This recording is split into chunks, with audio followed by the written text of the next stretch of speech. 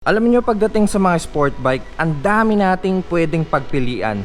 Pero ito mga cutie pies, this is not your typical sport bike dahil ito ang ultimate track weapon ng Honda. Looking forward ako sa first ride natin na to dahil aminin ko, isa to sa mga pangarap kong motor. Sino ba naman ang hindi? Boys and girls, this is the Honda CBR 1000 RRR Fireblade SP.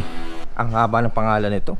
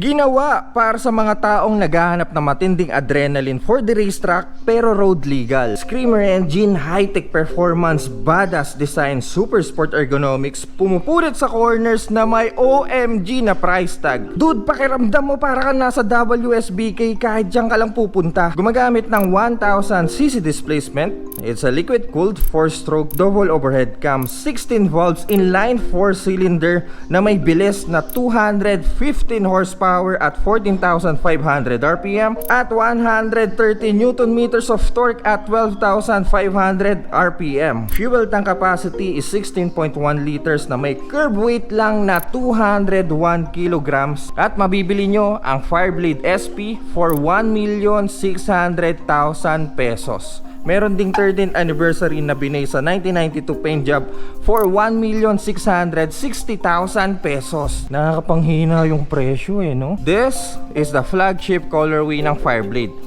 ang Grand Prix Red. Yung naunang Grand Prix Red, signature red ni Honda na may dash ng blue and white lining kung makikita nyo sa gilid. For 2023, naka gold mugs na kayo doon. Pwede nyo ting makuha to in black at yung 13th anniversary in white. Napakagandang motor.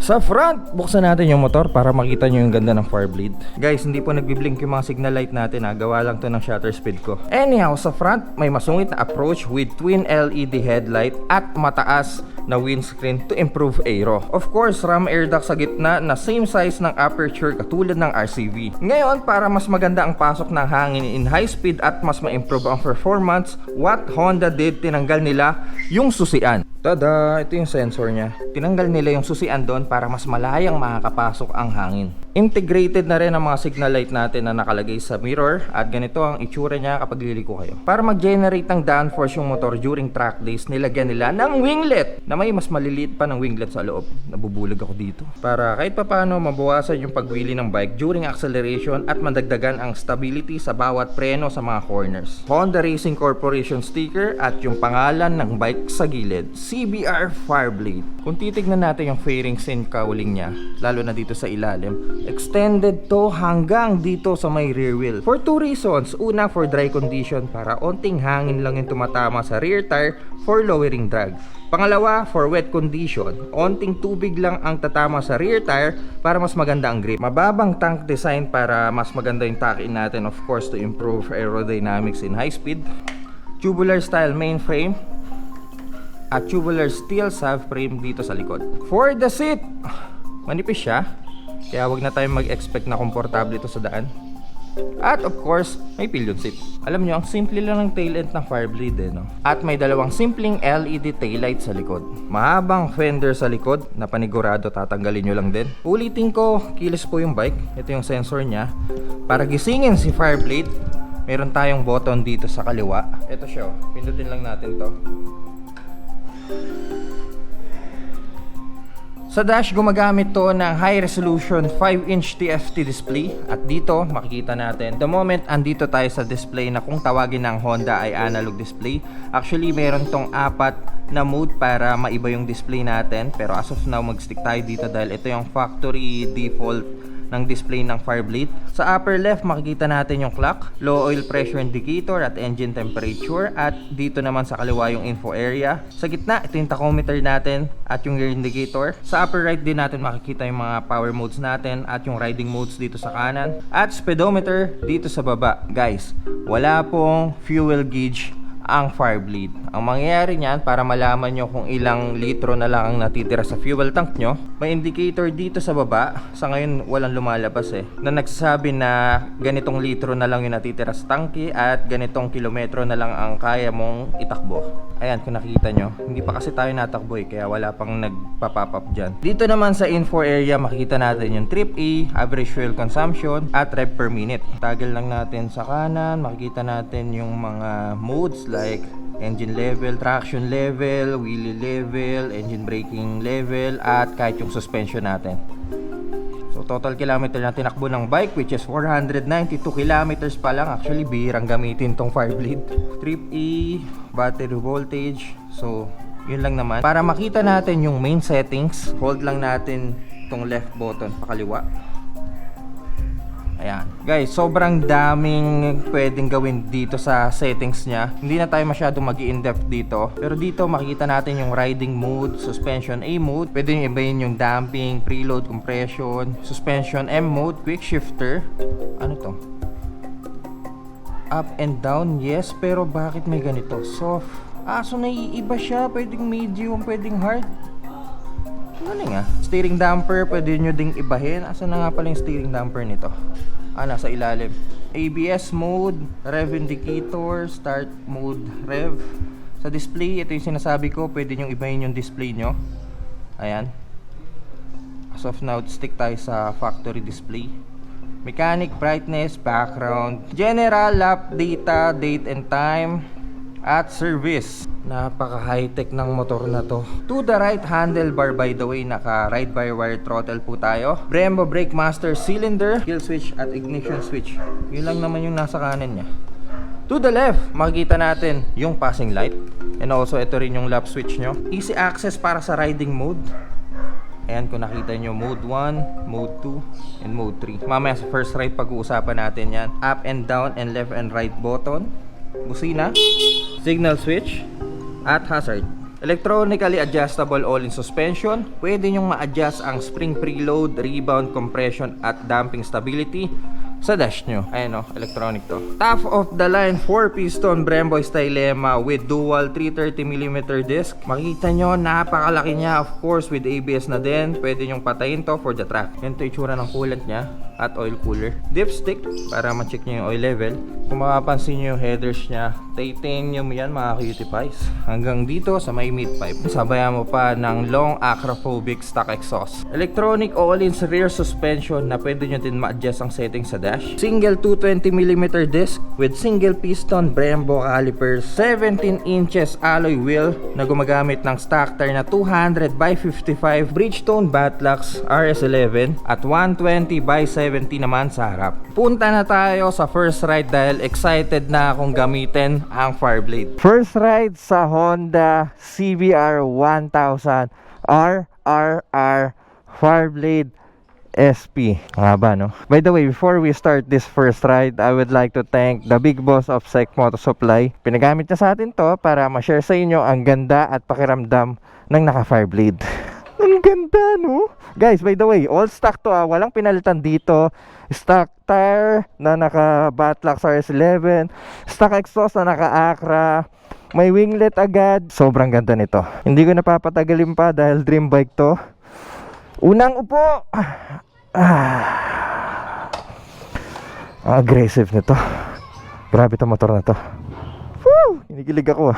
So, the seat height is 830mm I'm 6 foot tall, 85 kilograms at ganito po ang itsura ko sa Fireblade. Wheelbase is 1,458mm. Tamang tama for the track. Dahil mahaba ang legs ko at matangkad ako, medyo flat foot ako eh.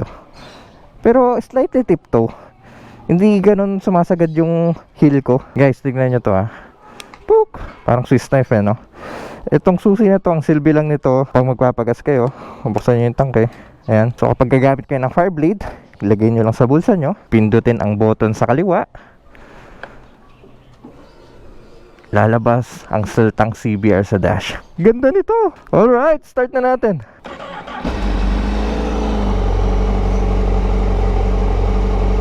Naka-Acra na tayo pero dahil pinulma to for the Euro 5 medyo tahimik pa siya.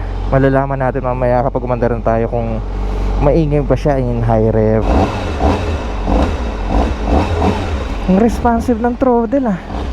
Ride by wire siya pero hindi siya delay.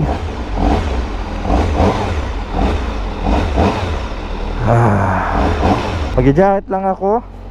Tapos tara na.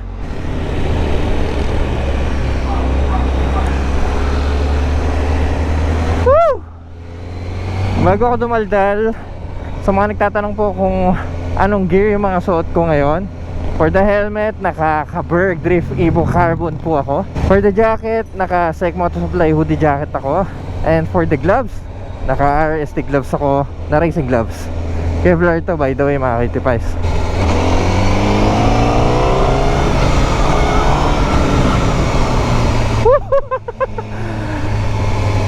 Ergonomics of the bike. Sobrang aggressive riding position tayo dito sa Fireblade. Medyo matigas yung puan and flat siya. Pero maganda dito, malawak yung room natin. So if ever magbabat out tayo at magta-tuck in, madali tayong makakapag-attack position.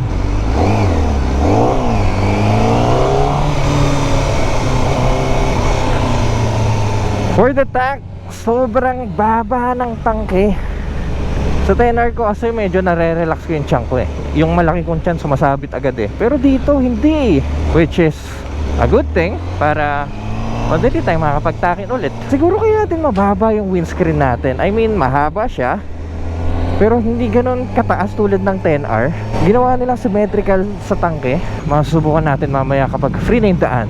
Puro traffic pa eh. Handlebar natin napakababa pero wide siya. Well, kahit wide siya, napaka-aggressive pa rin ang riding position natin. Most sport bike kasi tulad ng R1 medyo papasok. And BMW S1000 RR. Ito wide siya eh oh. Tahimik tong bike.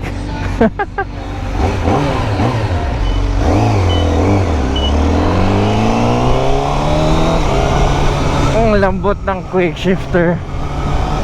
My God. And ang gaan ng bike.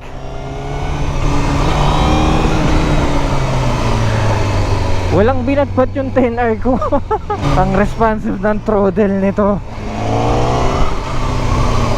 Yung hinahanap mong level sa bawat piga mo, yun agad yung kumakagat eh. Tsaka yung bawat tunog ng makina sa mga rev natin, wala man eh. Mirror natin medyo umaesthetic siya. Katulad siya ng ZX-10R pero dito mas makanto yung edge niya. Maliit dito sa baba, which is kita ko naman lahat sa likod. By the way, kung nakikita nyo po itong 6 na dot sa taas ng dash, yan po ang rev indicator natin. Parang mainit yung motor. Ilan ba temperature natin? 100. Foot peg natin napakataas. Masyadong nakabend yung knees natin. As in super sport ergonomics tong motor na to. Huwag na kayo magtangkang ipang long ride to dahil mapupunit yung katawan nyo dito. Riding modes. For our riding modes, meron tayong 3 riding modes. Isang rain, sport, and track. At the moment, nasa rain mode po tayo dahil first time ko dito sa Fireblade. For this bike, meron tayong 5 power level. And as of now, nasa second level po tayo. 1 is the highest, 5 is the lowest, and 9 na traction level. So traction baliktad, 1 is the lowest, 9 is the highest. Dahil naka rain mode tayo, nasa 8 yung traction natin, and engine level nasa 2. Biga tayo dito in rain mode.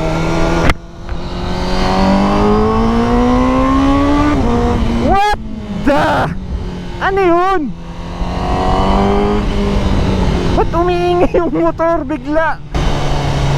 What? Teka, kailangan ko ng room. Guys, teka, may nadiscovery ako. In 80 km/h, nag-iiba yung tunog ng bike. What?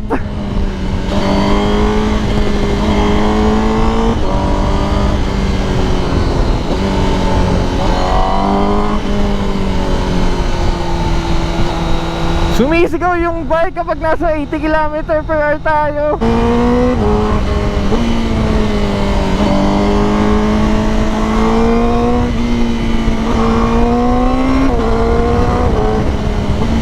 Ang lakas ng makina nito. Ang stable ng bike. Walang vibration. Sa bawat overtake natin, nimble siya gamitin, especially kapag nag-overtake tayo. Pag medyo naglilin tayo, tapos biglang acceleration.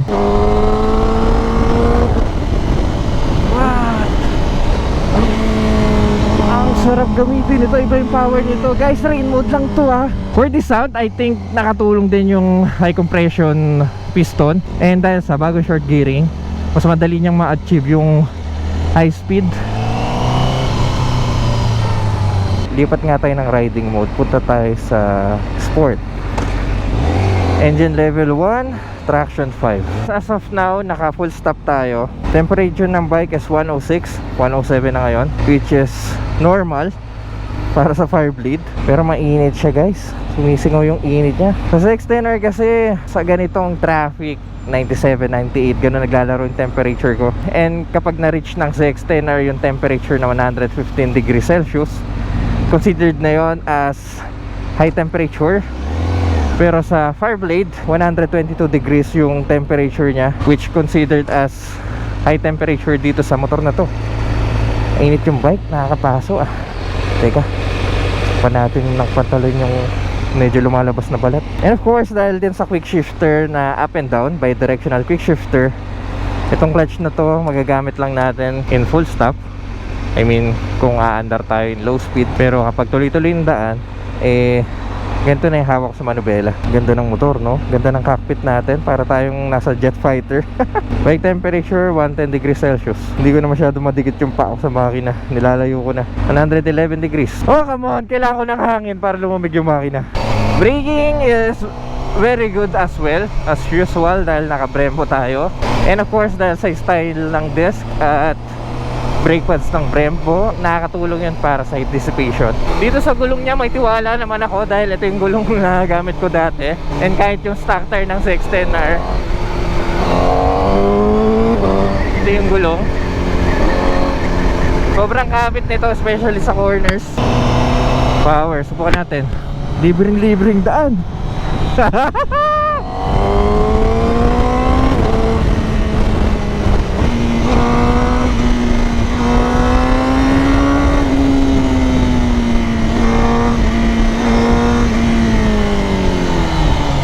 Oh, come on.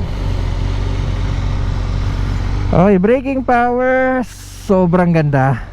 Cornering natin, napaka-snappy. Handling is very good. Napansin ko lang, nung nag-full brake tayo, nung kumagat yung ABS, may nag-blink. Siguro yun yung emergency stop signal. Hindi mawawala sa Honda yun. Tsaka maganda din na naka 200 yung likod natin. Ang ganda niya sa every corners. May RFID ba tong motor na to? Wala.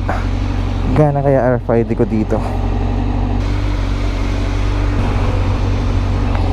Nice. 4-hour suspension. Na-adjust naman yung suspension natin. Kung anong timpla ng gusto nyo, especially kung magta-track kayo, pwede nyo ayusin sa settings ng dash.